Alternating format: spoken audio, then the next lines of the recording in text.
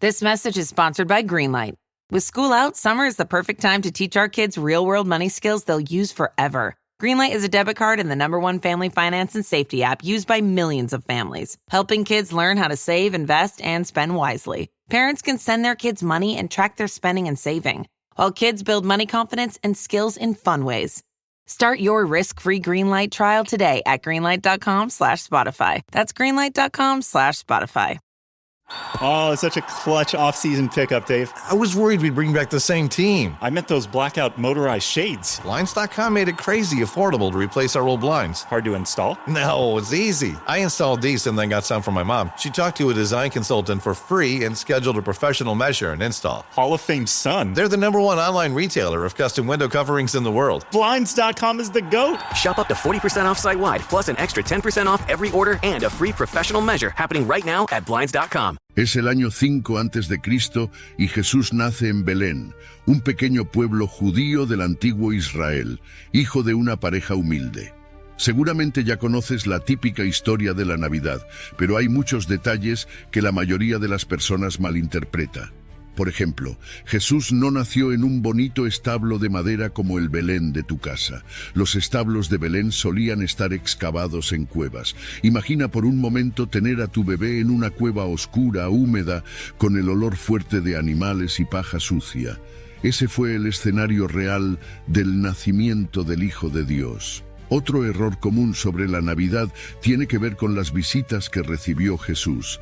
Es cierto que Dios envió a pastores la misma noche de su nacimiento, hombres sencillos que fueron guiados por ángeles hasta aquella cueva. Sin embargo, los famosos Reyes Magos no estuvieron allí esa noche. Ellos llegaron más tarde, cuando María y José llevaron a Jesús al templo de Jerusalén para consagrarlo a Dios, alrededor de 40 días después de su nacimiento.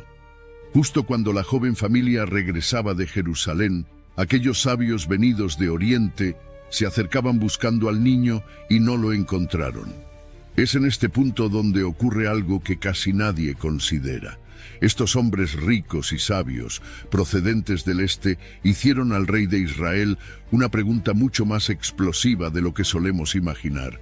Una pregunta que dividiría a toda la nación y que con el tiempo se convertiría en una de las causas detrás del asesinato de Jesús y de muchos otros. Pero antes de entender el peso de esa pregunta, necesitamos comprender cómo era la vida en Israel en aquel tiempo. El Imperio Romano había extendido su dominio por toda la región, incluida la pequeña nación de Israel, donde vivían Jesús y su pueblo. Roma imponía impuestos pesados y gobernantes duros para mantener el control, entre ellos Herodes el Grande, el rey de Israel en ese momento. El pueblo judío estaba cansado, humillado y profundamente herido, esperando con ansias a un Salvador, a un rey prometido por sus antiguos profetas. Ansiaban a alguien que los liberara del yugo romano, un Mesías que restaurara la dignidad de Israel. Ahora imagina la escena en el palacio. Herodes, el rey de los judíos, sentado en su trono, acostumbrado a controlar todo con mano de hierro, recibe la visita de unos sabios extranjeros, y ellos, sin darse cuenta del peligro, le preguntan directamente: ¿dónde está el que ha nacido rey de los judíos? En otras palabras, están diciendo delante del rey que ha nacido su sustituto. No fue precisamente la pregunta más prudente que pudieron hacer. A partir de ese momento, el corazón de Herodes se llena de amenaza y paranoia. Cuando los Reyes Magos finalmente encuentran a Jesús, lo adoran y le ofrecen sus regalos, Dios les advierte en sueños que no regresen a Herodes. Entonces, furioso al verse burlado, el rey toma una decisión brutal. Ordena matar a todos los niños menores de 2 años en Belén y en sus alrededores. Mucha gente no lo sabe, pero Herodes no es un personaje simbólico, fue un rey real, tan violento y despiadado que el propio Augusto César llegó a decir: «Más vale ser cerdo de Herodes que hijo de Herodes». Pero Dios no estaba ausente de esta historia. Antes de la masacre, advirtió a José en sueños, y la familia actuó de inmediato. En plena noche, María y José tomaron al pequeño Jesús y escaparon hacia Egipto. Se convirtieron en refugiados, extranjeros en tierra ajena, donde vivieron aproximadamente un par de años, hasta la muerte del rey Herodes. Solo entonces pudieron abandonar Egipto y emprender el largo camino de regreso a su tierra. No volvieron a Belén, sino a Nazaret, una aldea pequeña y despreciada por muchos. Allí, Jesús pasó los siguientes 27 años de su vida, en una existencia mayormente tranquila y oculta antes de que algo sucediera en Betania, que haría que la gente entendiera que él era mucho más que un simple carpintero. Aunque la Biblia no nos da demasiados detalles sobre la infancia y juventud de Jesús en Nazaret, sí conocemos el contexto. Uno de los hijos de Herodes, también llamado Herodes, estaba reconstruyendo la capital de Galilea a escasos 6 kilómetros al norte de Nazaret. Esa ciudad se llamaba Séforis y hoy sigue... So what do you want? What do I want? I want to use my degree for good. And in general. I kind of meant like a muffin or a latte. I want a job with a generous work-from-grocery store policy. You are here a lot. Debbie, please, I'm working. I want a job that will change the world. Ma'am, this is a drive-thru. And some nuggets. With LinkedIn's new AI-powered job search, you can find roles that match your unique skills, so you can dare to discover more. Visit linkedin.com/jobs to learn more. Siendo excavada por los arqueólogos. Muchos estudiosos creen que es muy probable que José, siendo un artesano hábil, viajara con frecuencia hasta Séforis para trabajar en las construcciones y que el joven Jesús lo acompañara, aprendiendo el oficio y viendo de primera mano la opulencia de los poderosos y la dureza de la vida del pueblo común. Pero hay una pregunta que queda flotando en el aire. ¿Sabía Jesús lo que este nuevo Herodes terminaría haciendo con su familia años después? Muchos piensan que, en algún momento de esa vida oculta en Nazaret, José falleció, pues deja de ser mencionado. Lo que sí sabemos es que cuando Jesús tenía alrededor de 30 años, llegó el momento de abandonar la relativa seguridad de Nazaret y dirigirse hacia Betania.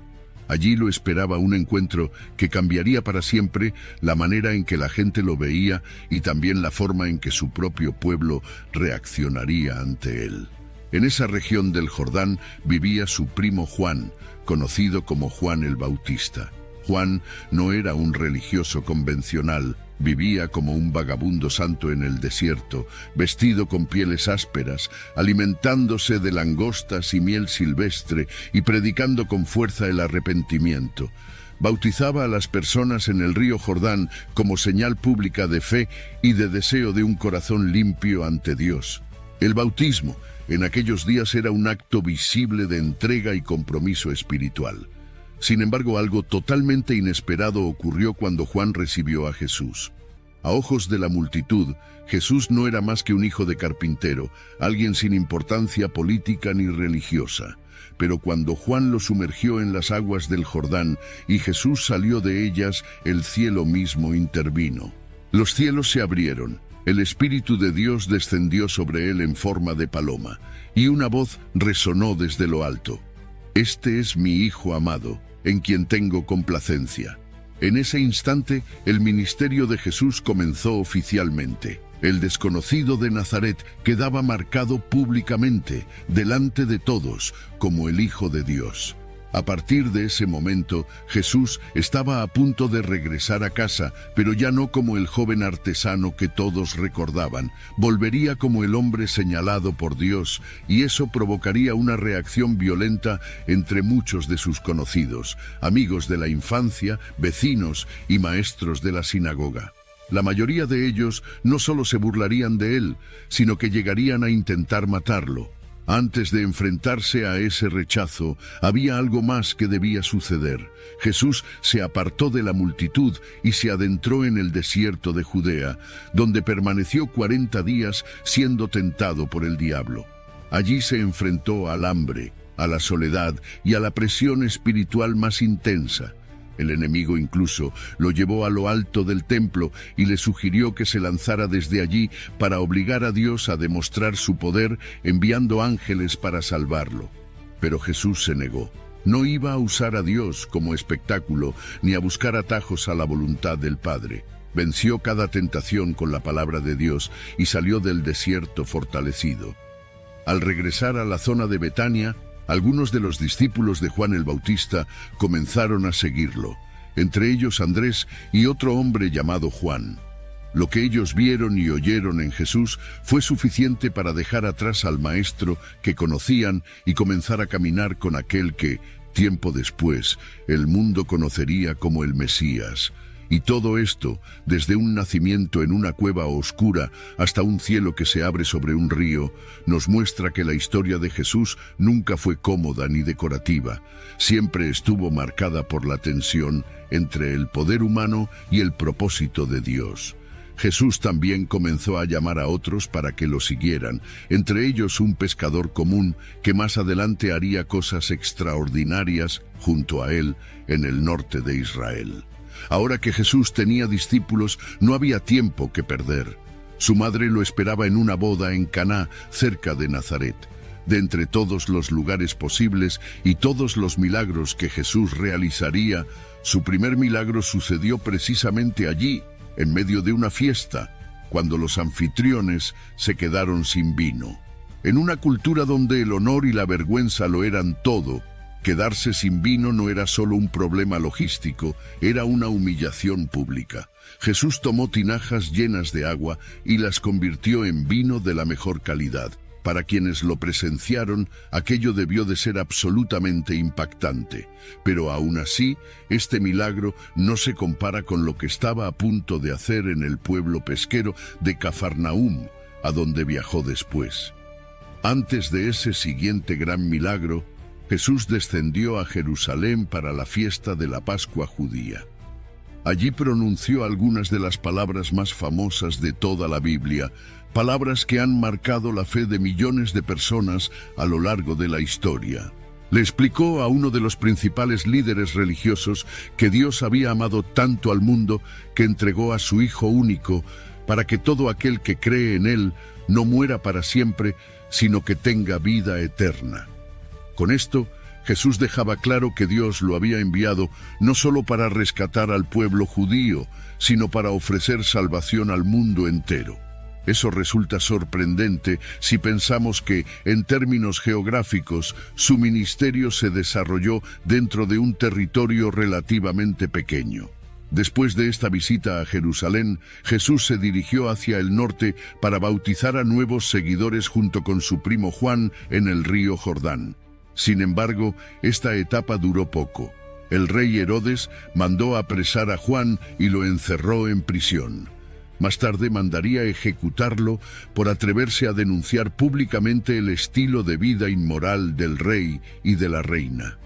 La voz que preparaba el camino para el Mesías fue silenciada por la violencia del poder político. De camino a Nazaret, Jesús hizo una parada que ningún judío piadoso habría elegido a la ligera: Samaria. Era una región evitada por muchos judíos a quienes consideraban impuros. Allí se detuvo junto a uno de los pozos de agua más célebres de Israel, el Pozo de Jacob. Este pozo existía desde hacía cientos de años y sorprendentemente aún se conserva. El arqueólogo Joel Kramer sostiene que hay evidencias convincentes de que este antiguo pozo se encuentra bajo una iglesia en la actual Cisjordania, en Israel. Coincide con la descripción bíblica y es extraordinariamente antiguo y profundo, tal como relatan las Escrituras. En ese lugar Jesús mantuvo una conversación inolvidable con una mujer samaritana sobre el agua viva y la vida eterna, mostrándole que Dios buscaba adoradores de corazón, más allá de fronteras y prejuicios. Después viajó nuevamente a Caná, donde sanó a distancia al hijo de un funcionario romano gravemente enfermo. Este milagro no solo demostró su autoridad sobre la enfermedad, sino también que su compasión alcanzaba incluso a aquellos que representaban al poder opresor de Roma. Finalmente, Jesús regresó a su pueblo natal, Nazaret. Había pasado más de un año desde que se marchó como un humilde carpintero y ahora volvía como un predicador que hacía milagros y del que se hablaba en toda la región.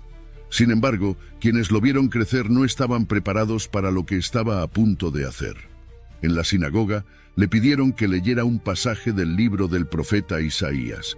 Era una antigua profecía sobre el Rey Salvador de Israel que anunciaría buenas noticias a los pobres, libertaría a los cautivos y sanaría a los oprimidos mientras realizaba señales y maravillas. Jesús leyó el pasaje en voz alta, enrolló el manuscrito, se lo devolvió al asistente y se sentó. Todos los ojos estaban fijos en él. Entonces pronunció unas palabras que estremecieron a la sala. Dijo que aquel pasaje se cumplía ese mismo día, delante de ellos. No se estaba presentando solo como un maestro con poder para sanar, sino como el cumplimiento vivo de la esperanza de Israel. Aquel a quien esperaban para derrotar al Imperio Romano y gobernar como rey para siempre. Imagina escuchar a tu vecino de toda la vida, al muchacho que viste trabajar la madera, declarando que esa promesa milenaria se cumplía en su propia persona. Sus antiguos vecinos no reaccionaron con fe ni con alegría. Se llenaron de furia. Cuestionaron sus palabras, despreciaron su origen humilde y en lugar de aceptarlo, lo expulsaron de la ciudad. La tensión llegó tan lejos que incluso intentaron arrojarlo por un precipicio cercano. Jesús se libró de ellos y se alejó, pero ese rechazo marcó un antes y un después. Nazaret no sería el centro de su misión. Por esta razón, Jesús y sus seguidores establecieron su base de operaciones en Cafarnaúm, un pueblo de pescadores a orillas del mar de Galilea. Desde allí anunciaría el reino de Dios y haría muchos de sus milagros más recordados. En ese lugar, Jesús sanó a un hombre de una enfermedad que había llenado de miedo a Israel durante siglos, la lepra. La lepra no era solo una dolencia física, era una condena social y espiritual. Los leprosos vivían aislados, considerados impuros y alejados del culto. Esta curación en particular sacudió al pueblo judío más que muchas otras señales. Ellos sabían que, según la profecía, solo el Rey Salvador prometido tendría autoridad para sanar la lepra de esa manera. Por eso, tras este milagro, multitudes comenzaron a seguirlo, acompañándolo incluso hasta Jerusalén. Allí, en un estanque llamado Betesda, Jesús sanó las piernas de un hombre paralítico que llevaba años postrado. Pero lo más extraordinario vino después del milagro. Jesús comenzó a hablar de sí mismo de una manera que ningún hombre piadoso se atrevería a usar. Se comparó con Dios, presentándose como el Hijo al que el Padre había dado autoridad sobre la vida y el juicio. Y a partir de ese momento, ya no se trataba solo de un sanador carismático, se trataba de alguien que afirmaba compartir la misma gloria de Dios. Jesús declaró algo que, para los oídos religiosos de su tiempo, sonaba absolutamente escandaloso. Dijo que, así como Dios tiene el poder de dar vida a quien quiere, Él también podía dar vida a quien quisiera. Afirmó que las personas debían honrarlo a Él del mismo modo que honran a Dios. Detente un segundo y piensa en lo que es. Whether it's a movie night or just midday, Skinny Pop is a salty snack that keeps on giving. Made with just 3 simple ingredients for an irresistibly delicious taste and a large serving size that lasts. Deliciously popped, perfectly salted. Skinny Pop, popular for a reason. Shop Skinny Pop now. Eso significa. Realmente Jesús estaba diciendo lo que parece. Para los líderes religiosos, la respuesta era clara, sí, y por eso muchos de ellos comenzaron a trazar planes para matarlo. A pesar de esta creciente hostilidad, Jesús continuó con su misión. Llevó a sus seguidores de regreso a la región de Galilea y eligió a 12 hombres para que se convirtieran en su círculo más cercano, el equipo que estaría a su lado durante el resto de su ministerio. Con ellos recorrería 9 ciudades clave de la región, y la 9ª de ellas sería, sin duda, la más extraña de todas. Hagamos un breve recorrido. Primero, regresó a Cafarnaúm, donde sanó al hijo de un soldado romano, mostrando que su compasión alcanzaba incluso a quienes representaban el poder opresor. En segundo lugar, fue a la ciudad de Naín, donde realizó uno de sus milagros más conmovedores. Resucitó al hijo único de una viuda, devolviéndole esperanza a una mujer que lo había perdido todo. En tercer lugar, recorrió las ciudades de Corazín y otras cercanas, predicando el reino de Dios y obrando señales entre la gente. La cuarta ciudad importante en este recorrido fue Betania.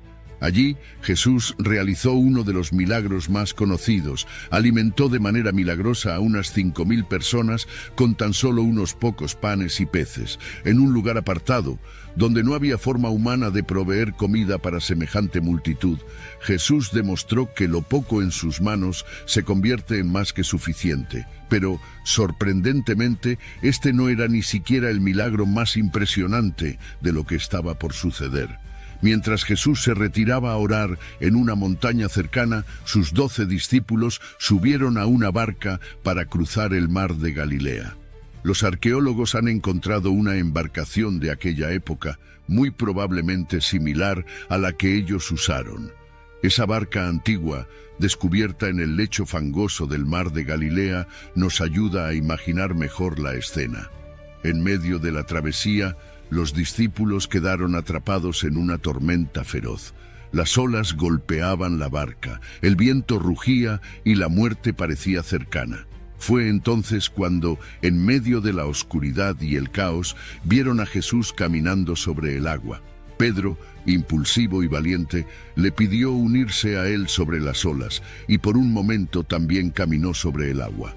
Cuando el miedo lo alcanzó, comenzó a hundirse, pero Jesús lo sostuvo. Luego, con solo unas palabras, calmó la tormenta. El viento se detuvo, el mar se serenó. Si alguna vez te encuentras en medio de una tormenta, literal o interna, esta escena nos recuerda que Jesús tiene autoridad sobre aquello que amenaza con hundirnos. Pero ¿recuerdas a la multitud que acababa de ser alimentada con los panes y los peces? No se conformaron con un solo milagro. Siguieron a Jesús hasta el otro lado del mar, de regreso a Cafarnaúm, esperando ver otra señal espectacular. Sin embargo, lo que escucharon allí no fue lo que esperaban.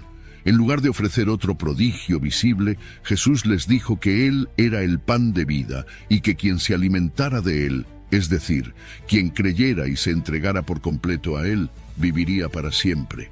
Sus palabras les parecieron demasiado radicales, incluso ofensivas. Muchos se escandalizaron y dejaron de seguirlo ese mismo día. Después de esto, Jesús se dirigió más al norte, hacia las ciudades de Tiro y Sidón. Allí también realizó milagros asombrosos, pero muchos lo rechazaron, aferrados a sus prejuicios y resistencia. Luego descendió a la región conocida como Decápolis, un conjunto de ciudades mayoritariamente gentiles. Allí sanó a un hombre sordomudo, devolviéndole el habla y la capacidad de oír, y alimentó a otras 4.000 personas con unos pocos panes y peces, repitiendo el patrón de abundancia en medio de la escasez. Más tarde, subió a la 8ª ciudad principal de este recorrido en Galilea, Magdala, la ciudad natal de una mujer que marcaría profundamente la historia del Evangelio, María Magdalena. Jesús liberó a María de 7 demonios, rompiendo cadenas espirituales que la habían atado durante años. Desde ese momento, ella decidió seguirlo a todas partes, convirtiéndose en una de sus discípulas más fieles. Finalmente, Jesús llevó a sus seguidores al lugar más extraño de todos los que habían visitado hasta entonces, Cesarea de Filipo.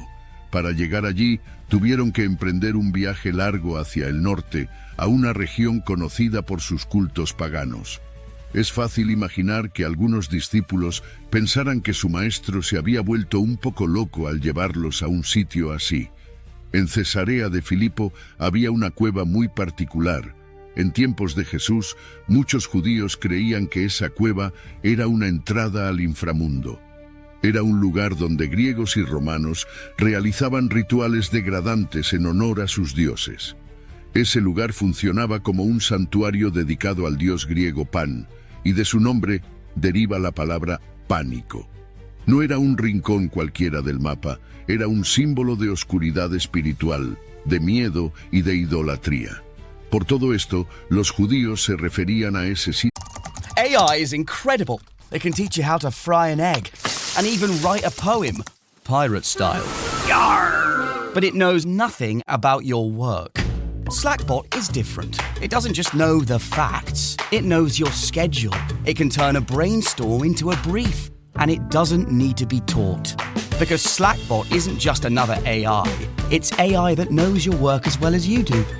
Visit slack.com/meet Slackbot to learn more. Como las puertas del infierno. Y Jesús escogió precisamente ese lugar, cargado de simbolismo, para hacer una declaración que resonaría a lo largo de los siglos. Allí, frente a aquella cueva, Jesús les dijo a sus discípulos que edificaría su iglesia y que ni siquiera las puertas del infierno prevalecerían contra ella. En otras palabras, por muy oscuro, corrupto o malvado que se volviera el mundo, nada podría detener el plan de Dios para su pueblo, para todos aquellos que lo aman y creen en Él. Jesús no solo hablaba de su poder, lo demostraba en el terreno donde el miedo parecía gobernar. Poco después, tomó a Pedro, a Santiago y a Juan y los llevó al monte Hermón. En lo alto de aquella montaña, Jesús les mostró algo que cambió para siempre su comprensión de quién era Él. Se transfiguró delante de ellos, su rostro resplandeció, sus ropas brillaron con una luz que no pertenecía a este mundo, les reveló por un momento su gloria espiritual. Aquello confirmó que Jesús era mucho más que un maestro carismático, mucho más que un profeta o un rabino poderoso. Era divino. La vida terrenal de Jesús se acercaba a su momento decisivo. Sabía que debía dirigirse a Jerusalén. Tenía algo que anunciar allí, algo tan trascendente y provocador que la gente recogería piedras para matarlo. Jesús y su grupo finalmente llegaron a la ciudad santa, pero no fueron recibidos con abrazos ni con honores. Los líderes religiosos lo enfrentaron con hostilidad abierta y llegaron a acusarlo de estar poseído por un demonio. Jesús negó esas acusaciones y fue más allá. Afirmó que quien obedeciera sus palabras jamás moriría. Aquello desató una furia aún mayor. Los líderes religiosos respondieron llenos de indignación. ¿Acaso eres tú más grande que nuestro padre Abraham? Ni siquiera tienes 50 años. Para ellos, lo que Jesús decía era absurdo y blasfemo. Pero no estaban preparados para lo que él diría a continuación. Jesús pronunció una frase que rompía todas las categorías humanas. Antes de que Abraham existiera, yo soy. Esa respuesta fue todavía más impactante que lo que había dicho en Nazaret. No solo decía que existía antes de Abraham, lo cual ya implicaba una existencia anterior al tiempo humano, sino que tomó para sí el título divino Yo soy, el mismo nombre con el que Dios se había revelado a Moisés en la zarza ardiente. Con esa declaración, Jesús no dejaba espacio para interpretaciones suaves. Se estaba identificando con Dios mismo. Y fue precisamente por esta afirmación que los judíos recogieron piedras, dispuestos a apedrearlo hasta la muerte. Para ellos era blasfemia. Para quienes creen en él, era la verdad más profunda jamás pronunciada en la historia. Jesús logró salir con vida de Jerusalén y se refugió en la casa de sus amigos María, Marta y Lázaro, en Betania. Cuando el alboroto se calmó un poco, volvió a Jerusalén. Allí, después de sanar a un hombre junto al estanque de Siloé, un lugar que, por cierto, aún existe, los líderes religiosos lo rodearon durante la festividad judía de Hanukkah y le exigieron que hablara con claridad. Querían saber sin rodeos si él era realmente el Rey Salvador que los profetas habían anunciado y que el pueblo judío llevaba siglos esperando. Una vez más, la respuesta de Jesús desató su furia. Dijo sin titubear, Dios y yo somos uno. Para los líderes religiosos, aquellas palabras eran una blasfemia intolerable. Intentaron apedrearlo de nuevo, pero Jesús se les escapó una vez más y se retiró a la región de Perea. Fue allí donde recibió la noticia de que su amigo Lázaro, en Betania, estaba gravemente enfermo. Cuando finalmente llegó a su casa, Ya era demasiado tarde. Lázaro había muerto. Lo que ocurrió entonces marcaría un punto de no retorno.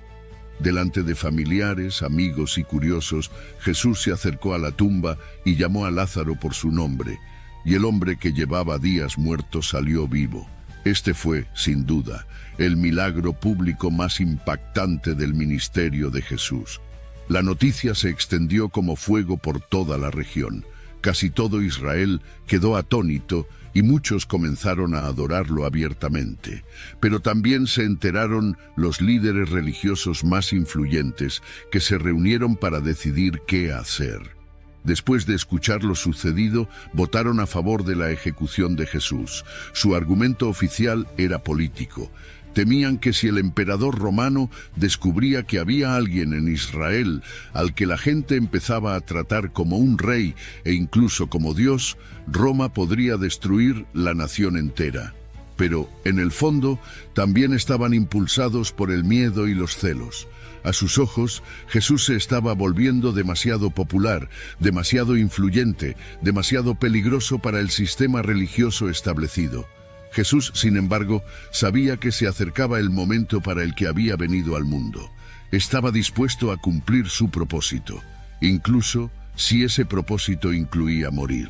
Tras seguir predicando en Perea y luego en Jericó, Jesús regresó a Betania.